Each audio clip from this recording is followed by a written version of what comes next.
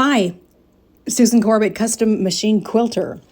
As a custom quilter, I know that white space can be a blessing and a curse. It can be an opportunity to tell a story, enhance a quilt, but it can take on a life of its own. This Texas panel with borders is a wall quilt that my client is going to hang on a wall in her farmhouse. She chose several motifs from my Texas file and a background fill design. But there's so much white space here. So let's get into it.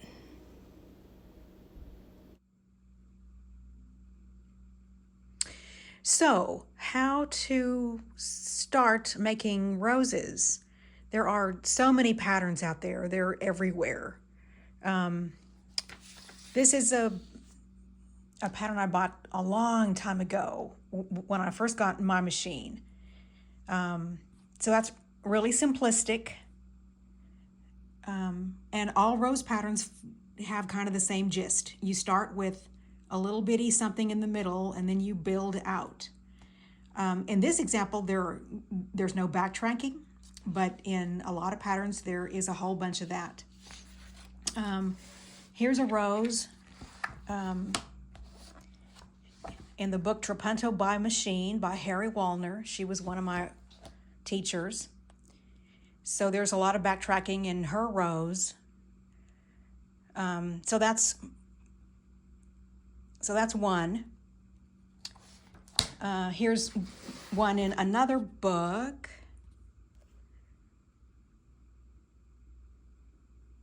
Same kind of thing. So I found, for this quilt, I found a rose I thought was really good, but it was copyrighted.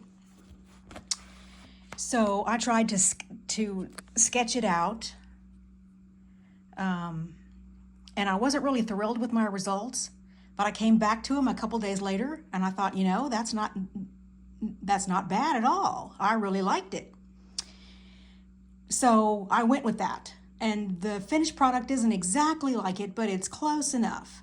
And for a little rosebud, here's my little attempt at doing one of those. I was looking at some advertising, a really enlarged photo of a rosebud. So it doesn't have to be real good. And I found that there's a huge difference between what I can do on paper and what I can quilt on a quilt. The one I end up quilting always looks so much better. And so there's all kinds of roses. This is from a bar of soap. And that's pretty stylized already. See how it's not exactly too lifelike. So that's in your favor. This is from a box of Kleenex. And that's really pretty.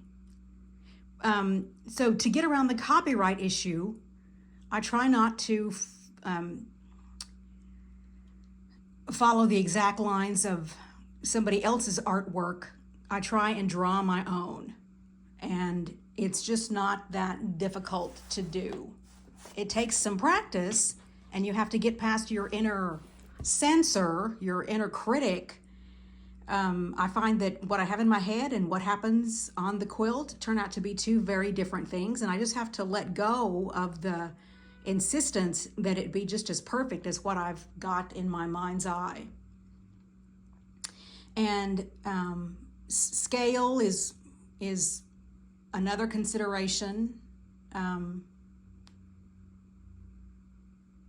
of course, you can obviously, like if it turns out to be smaller than you planned for it to be, you can add leaves, and that's really a wonderful, good thing. Tell all the rest of the stories in the quilt, like the windmill, for example. I've got a couple of books by Laura Lee Fritz. This one, and then here is another one, and I believe she has a third. And that's where a lot of my designs, well, not my designs, that's where her designs come from. I'd recommend these books extremely highly. They're wonderful. There's all kinds of things in here, and she has all kinds of great advice on how to come up with what she does. She says pick a main character like the butterfly and then add some supporting elements in there, which is the leaves and foliage around it. So that's where I got a lot of the designs I used in this quilt. And to get those designs to be the size you need, I use a proportion wheel. You can get one of these at any art supply store. I got this one from the person who designed that rose. And I think her company is no more, because as I say, that was a long time ago. The directions on how to use that wheel are written right here on the scale itself. So that's easy to do. And so once you have the size of your design, you use the wheel to figure out how big it needs to be. And this figure here will tell you either enlarge it or reduce it by X%. And then you go to the copy store and enlarge it or reduce it.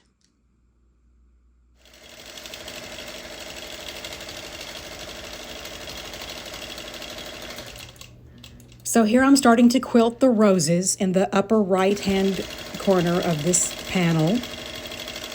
I apologize up front for the bad camera angle here, but you can still get an idea of what's happening behind my arm.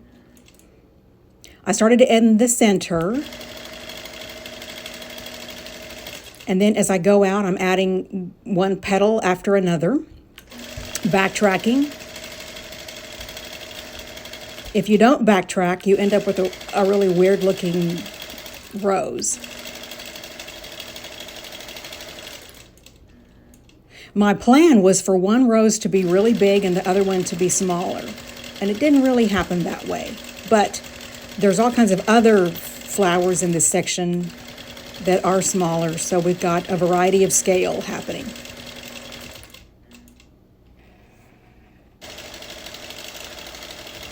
So I added some little bitty lines to make those larger flower petals look like they're creased and wrinkled. That makes it look a bit more lifelike.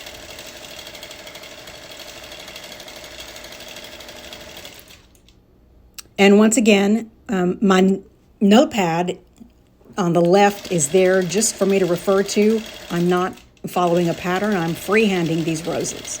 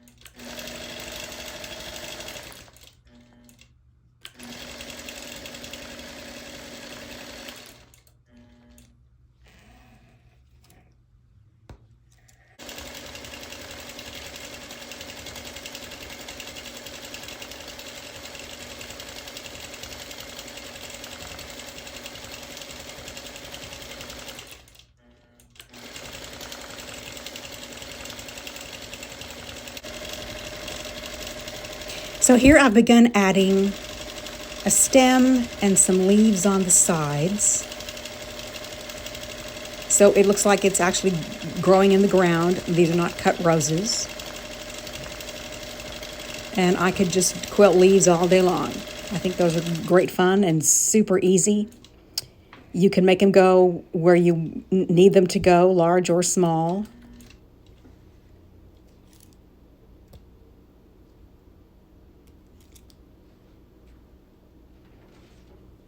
And now I will add more leaves all around the rest of those roses.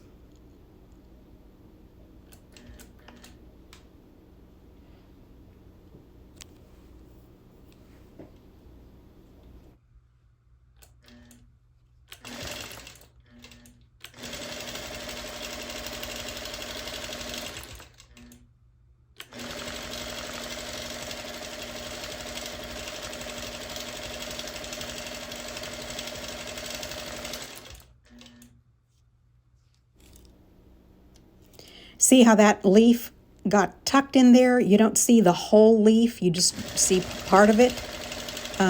Being able to backtrack around the edge of that flower helps with that part.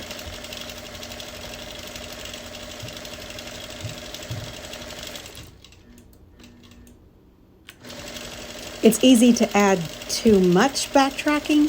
At some point, it's advisable to tie off and start over someplace else if it gets to be too much thread buildup in there.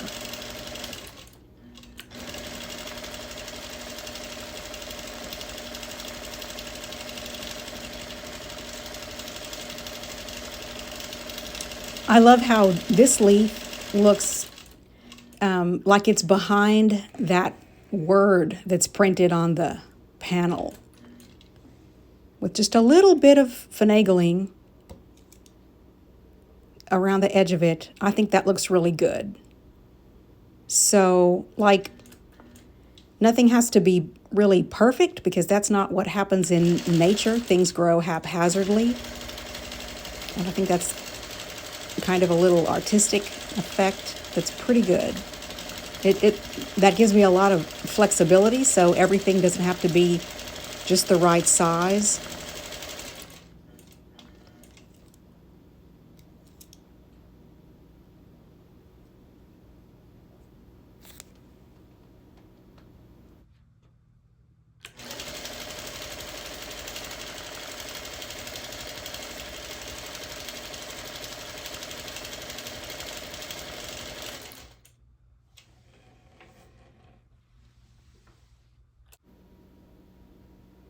Here I've moved off to the right edge. I've quilted in one blue bonnet, which is a Texas wildflower. And this set up some challenges. As I said earlier, what changed the game plan on this quilt a little bit is the extent of the white space and the problem of scale and proportion. The blue bonnet is a little bitty, detailed flower. And if I'm just going to put blue bonnets in there with no background quilting, I thought, see how they're good, how they're just going to get lost.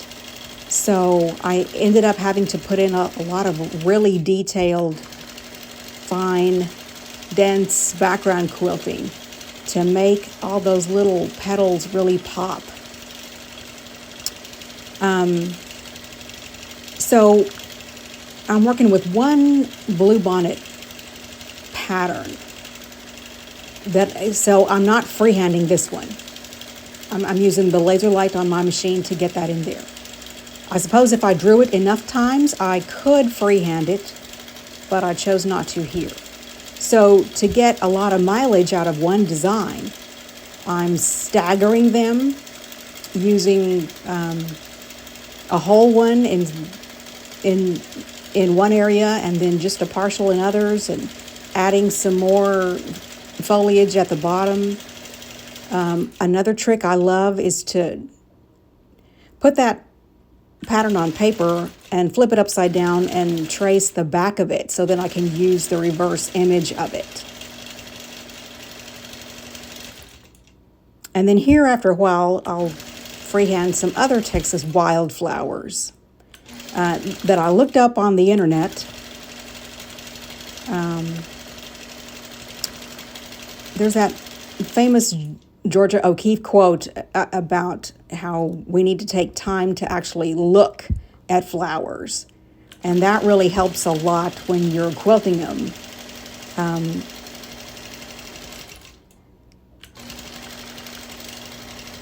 Because I'm probably not going to find a quilting pattern in a store for Texas wildflowers. Maybe applique. I hadn't thought about that. But it's just as easy to look it up online and start sketching.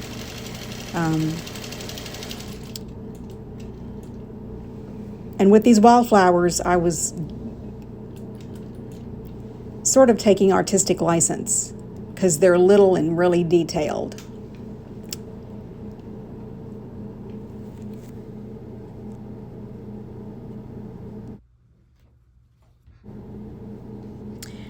There is that paper pattern of the blue bonnet that I'm positioning on the left side so I can have some balance and fill up that space over there. And it's just a matter of, okay, how much is going to fit?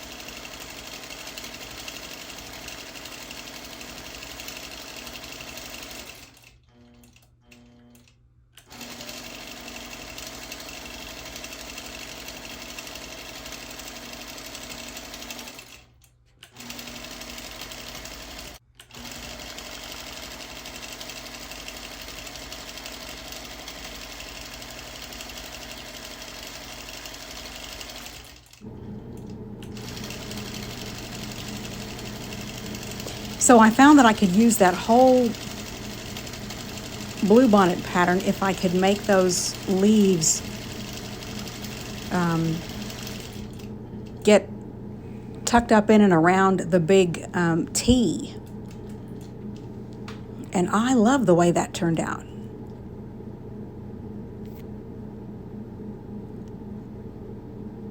Here up above the two large roses, I'm about to place that smaller rose. It's not exactly a bud, but it's not real big. It's a side view of it. I got my art degree nowhere. I've been teaching myself over the years. I bought a lot of art books and just began reading. And I really haven't ventured out too far with drawing flowers, because on a quilt, they need to look instantly recognizable, and I find that the view of a flower, like looking right over the face of it, gets you a recognizable flower. The side views are a little bit more tricky. Need to learn how to draw. So there's that one in progress.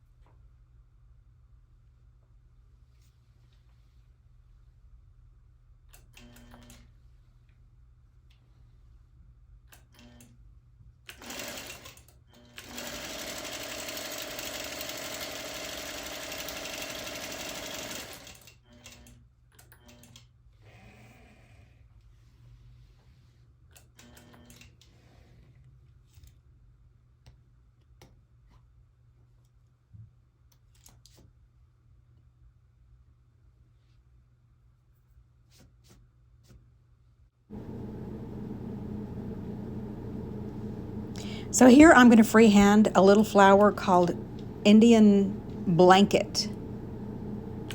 And the real Indian Blanket doesn't really look like this.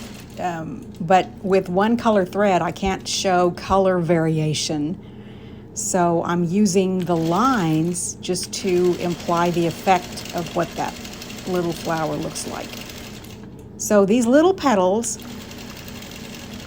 are kind of like little rectangles. I can make a petal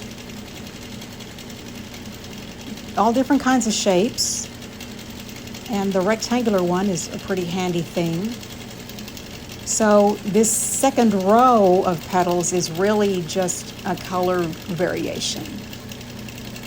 And this is pretty stylized, and really that could be some other kind of flower. What I really like about this in here is it looks nothing like a blue bonnet. So that's really great contrast, I think. You know, long and detailed and then round and rectangular. I like how those go together.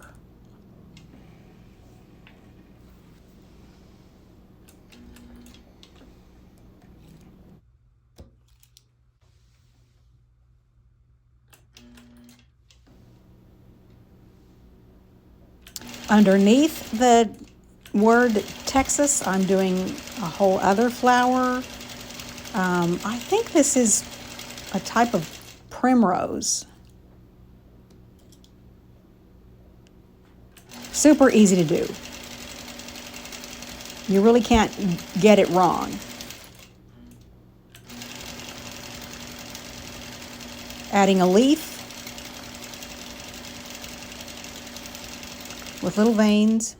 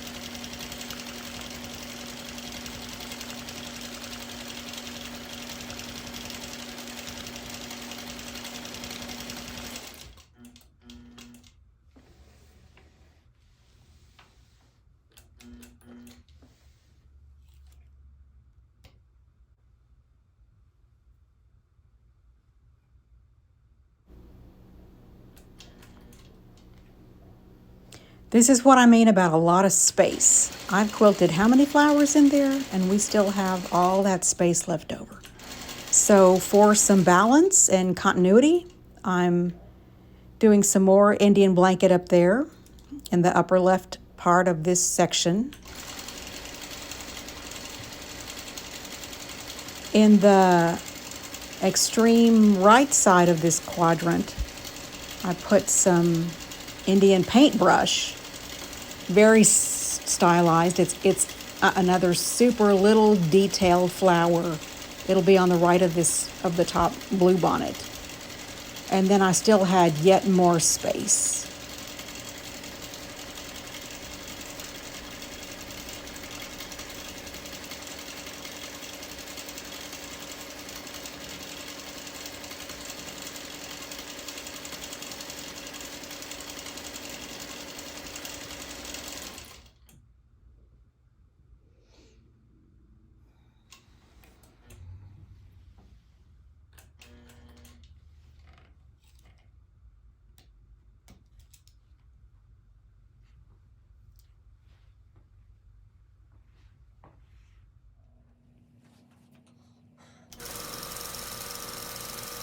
At this point, it seemed to me that I had a bunch of flowers in here that didn't look like anything. So I started to put in the dense background quilting. In some places I could use the background fill we had chosen in the first place, which is a bunch of little pebbles and echoes and swirls and that kind of thing. But around this super detailed stuff, I'm just doing a zigzag really super close together. So I slowed the machine way down. This section of the recording is speeded up a little bit. I can't quilt that stuff that fast. This dense background quilting is slow and tedious. And I've got to adjust the light so I can see what I'm doing, because white on white can easily turn into a blinding snowstorm and I can't see anything. And it's good to stop every now and then and look at something else, go take a break to give your eyes a rest.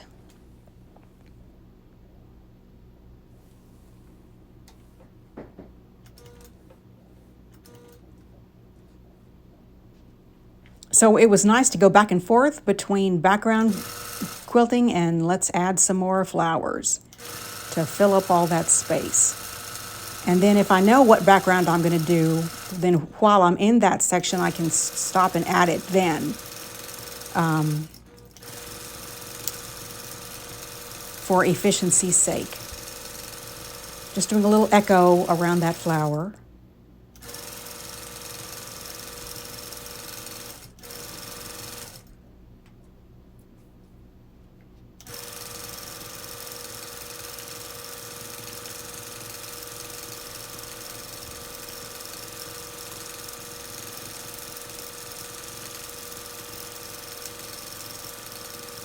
At this point, I was thinking, man, this is cute. I'm loving it. And it's great to get some payoff for all that hard work this early on. So, I guess this is as good a time as any to say, I guess I'm a maximalist. Maybe this quilt is over-designed. I think that's a fair assessment. But I like to just go with it and see what's going to happen. And the client was thrilled, by the way. She didn't think it was over-designed at all. She loved it.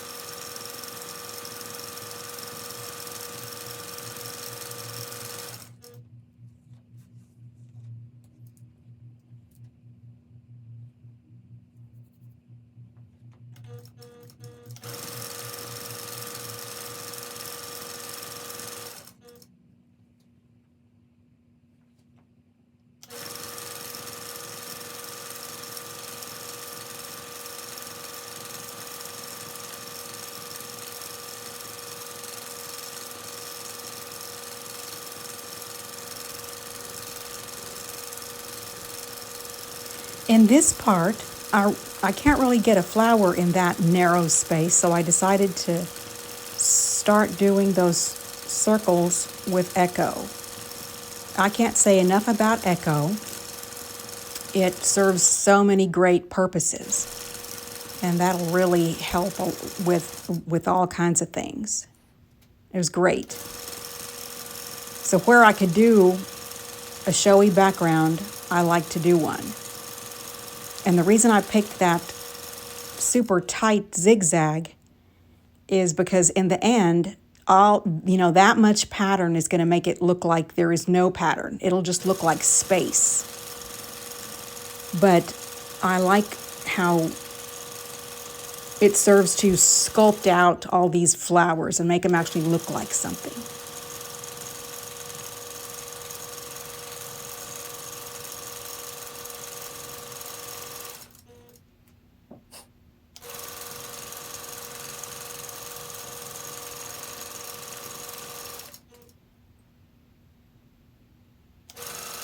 Pretty time consuming, but well worth it. And then when I got to a point where I could add some more leaves, I did that. It's good to alternate back and forth so you don't get really bored and sick of what you're doing.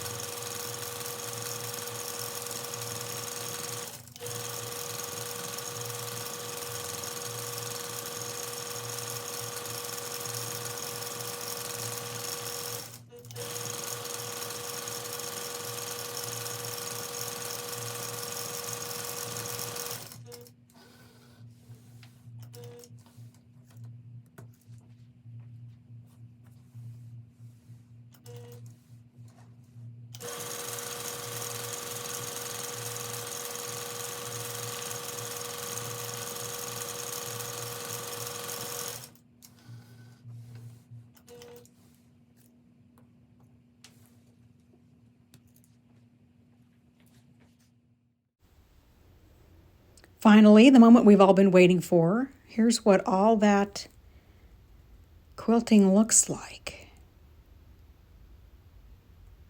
The flowers stand out in relief. And you can see all the detail in those blue bonnets.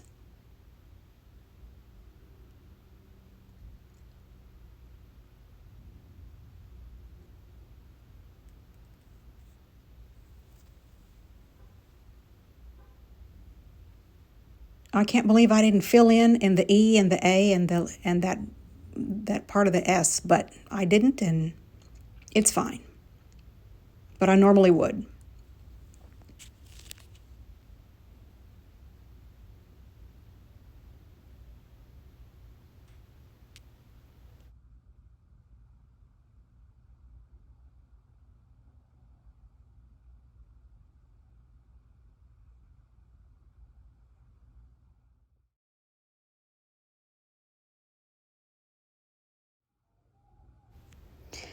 Had this been a bed quilt, I would never leave that much space unquilted, where next to it there's all kinds of dense background quilting.